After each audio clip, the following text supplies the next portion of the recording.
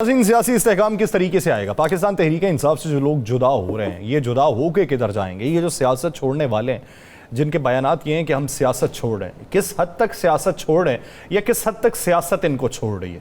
सबसे ज़्यादा किस पार्टी में जाएंगे, ये एक बुनियादी सवाल। अगर उस पार्टी में जाएंगे तो वहाँ पे जीत के इम्कानात कितने हैं, ये दूसरा सवाल। ये अगर जाएंगे तो इनके साथ कितने जाएंगे, ये तीसरा सवाल। और पाकिस्तान तहरीक इंसाफ के जो नए लोग सामने आएंगे वो कौन से होंगे, एक चौथा सवाल। इन चार सवालों के जवाब जानते हैं राना साहब से। राना साहब, सियासत छोड़ें?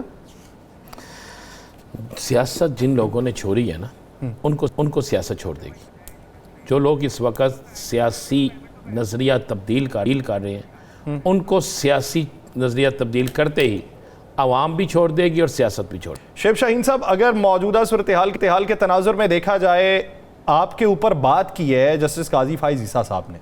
उन्होंने ये कहा है कि आप टीवी शोज़ में बैठ के कानून बयान करते रहते हैं और आप पेश होके वहाँ पे ये दलाइल नहीं देते। तो एक तो इस मामले के ऊपर आईनी दायरे में रहते हुए क्या आपका फ़र्ज़ बनता है?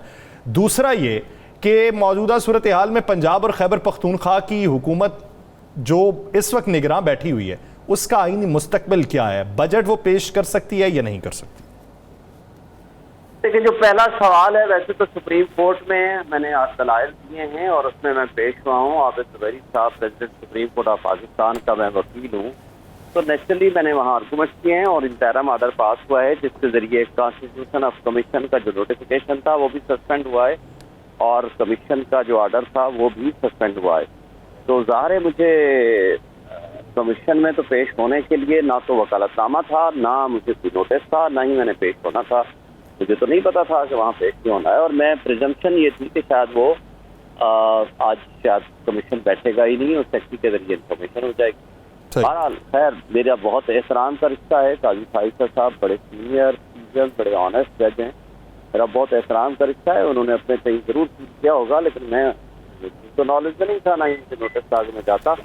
जहाँ तक टीवी में बैठ की बात है, भैया आप दो सवाल करते हो तो मुझे जवाब देना पड़ता है। वो तो मेरा ख्याल है कि आप दोस्तों ने मुझे कहीं उकसाया होगा तो मैंने कुछ बात की होगी। मुझे तो नहीं पता कि मैंने कौन सी ऐसी बात की है।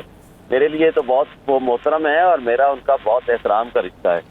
तो जहाँ तक ताल्लुक है कि मौजूदा जो जमात वो बैठी हुई है इंटरम सेटअप, मेरी नज़र में वो अनकॉन्स्टिट्यूशनल है। आइन उनके मुताबिक सिर्फ 90 डेज की उनको प्रोटेक्शन देता है और वो उनकी होती भी डे टू डे अफेयर्स चलाने की है।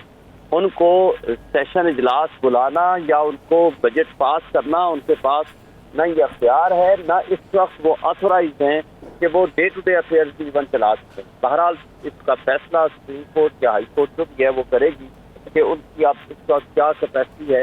लेकिन इस वक्त तो वो सिर्फ पीटीआई को क्रश करने के लिए, प्रेस कॉन्फ्रेंसेस कराने के लिए, 3 एनपीओ में उनको डालने के लिए, 16 एनपीओ में उनके पीटीआई के वर्कर्स को डालने के लिए सिर्फ ये शोएब शेख साहब, आपने बड़ी एक बात की है। ज़रा इसी पे एक सवाल आज बड़ा सोशल मीडिया पे चल रहा है। अच्छा, जब एफआईआर होती है, कहा जाता है कि फ़ला फ़ला फ़ला जो है उस पर ये भी मुकदमात है, वो फ़ला में देखा गया, पकड़ाव से 16 एमपीओ में जाता है, बाकी भी मुकदमे उस पर दर्ज होते हैं।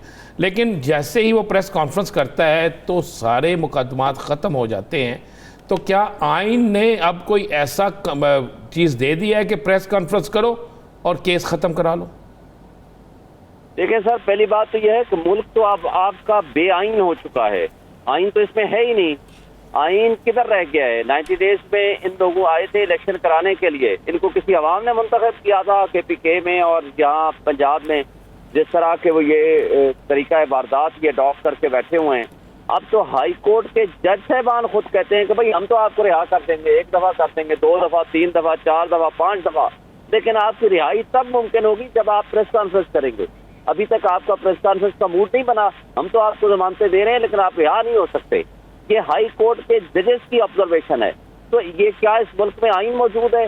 क्या इस मुल्क में सुप्रीम कोर्ट का लार्जर बेंच फैसला दे और उसके ऊपर पार्लिमान और मिनिस्टर्स वो उठ के और मौलाना फजल रहमान PDM के सरबराह सुप्रीम कोर्ट के ऊपर जाकर चढ़ाई करें, उनको गालियां दें, लिटरली उनकी तस्दीक करें और मजाक उड़ाएं और उसके बाद वो कहें कि हम आइन की गोल्डन जुबली मना रहे हैं। भाई आइन की बरसी मनाओ आप।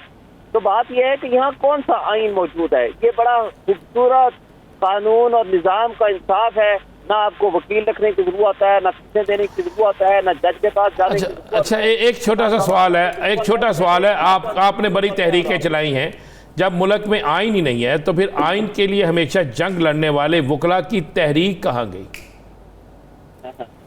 سر میں تو اپنی ذات کی بات کرتا ہوں، میں تو سامنے کھڑا ہوں، آپ کے پچھلے 1.5 سال سے جدوجہد کر رہا ہوں، تحریک بھی چلا رہا ہوں، ہمارے سپریم کورٹ بار کے صدر کر رہے ہیں، لاہور ہائی کورٹ بار کے صدر کر رہے ہیں، جتنا ہم کوشش کر سکتے ہیں ہم دیکھیں، ہم آئین کی بالادستی، قانون کی حکمرانی اور آزاد عدلیہ کے لیے اور بنیادی انسانی حقوق کی بحالی کے لیے ہم نے ماضی میں بھی تحریک چلائی اور آج بھی چلا رہے ہیں۔ جتنا کچھ ہم سے بس میں ہو سکتا ہے، تاریخ ہمارا رول بھی یاد رکھے گی، اور جو ہمارے بھائی ہوں یا ہمارے مخالف ہوں جس کا رول نیگیٹو ہوگا اس کو بھی تاریخ یاد رکھے گی۔ وقت گزر جاتا ہے، یہ چند مہینے، چند سال، چند ہفتے یہ سب گزر جائیں گے، لیکن تاریخ میں کون کس سائڈ پہ کھڑا تھا، کون تاریخ پہ صحیح رخ پہ کھڑا تھا، کون غلط سائڈ پہ کھڑا تھا، اس کو بھی وقت یاد رکھے گا۔ اچھا شعیب صاحب ہو رہی ہیں یہ بتائیے گا، ہماری بچیوں کے ساتھ، ہمارے نوجوانوں کے ساتھ جس طرح کی زیادتیاں ہو رہی ہیں،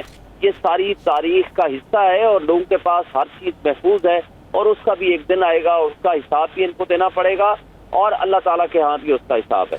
شعیب صاحب آپ جس طرح یہ کہہ رہے ہیں کہ ڈے ٹو ڈے صرف پروسیجر چلانا ہوتا ہے نگراں حکومت نے، لیکن یہاں پہ تقرر و تبادلے ہو رہے ہیں اور تھوک کے حساب سے ہو رہے ہیں۔ ابھی کل ہی کے دن 54 تقرر و تبادلے ہوئے ہیں، ٹرانسفر پوسٹنگز جو ہوئی ہیں، وہ ان کی آئینی اور قانونی حیثیت کیا، اور اگر جب مستقل حکومت آ جائے گی تو کیا وہ اس کے اوپر جواب دہی کے لیے سوال کر سکتی؟ سر بات تو وہی ہے نا کہ مستقل حکومت لائیں گے کب؟ 90 ڈیز میں الیکشن ہونا تھا، سپریم کورٹ نے فیصلہ دیا تو سپریم کورٹ کے اوپر چڑھائی ہو گئی۔ تو حالت یہ ہے کہ ہوگا کیا، الیکشن ہوں گے کب؟ اور جو موسٹ پاپولر پارٹی ہے جس کی 80 سے 90% اس کی پاپولرٹی ہے، عوام اس کے ساتھ کھڑی ہے، مقتدر طبقے، حلقے، ہمارے ملک کے اسٹیبلشمنٹ، الیکشن کمیشن اور تمام پولیٹیکل پارٹیز جو اس پی ڈی ایم کے ساتھ کھڑی ہوئی ہیں، پی ڈی ایم کے شکل میں انہوں نے ایک جس طرح کا اقتدار جس انداز سے نوٹاکریسی کے ذریعے لیا ہے، وہ قابض ہو کے بیٹھے ہوئے ہیں۔ عوام عمران خان کے ساتھ کھڑی ہے، عوام کی بات تو کچھ سننے کو تیار نہیں۔ فری اینڈ فیئر الیکشن ہوتے ہیں تو ضرور ان سے پوچھ گچھ کی بھی ہوگی، سوال بھی ہوگا، لیکن کب ہوگا کہ جب الیکشن ہوں گے۔ ابھی تو 3 دن پہلے جو ان کے وکیل الیکشن کمیشن کے پیش ہوئے ہیں، انہوں نے کہا کہ ہم تو 8 اکتوبر کو بھی آپ الیکشن نہیں کرا سکتے۔ وہ تو دلی پہلے سے باہر آ گئی ہے، ان کا تو الیکشن ہے ہی نہیں، موڈ ہی نہیں ہے، الیکشن کا ارادہ ہی نہیں ہے۔ اگر آئین کی بالادستی پاکستان میں چاہیے تو الیکشن کرائیں، فری اینڈ فیئر الیکشن کرائیں، تبھی آئین بحال ہو سکتا ہے، تبھی عوام کی رائے بھی جانی جا سکتی ہے۔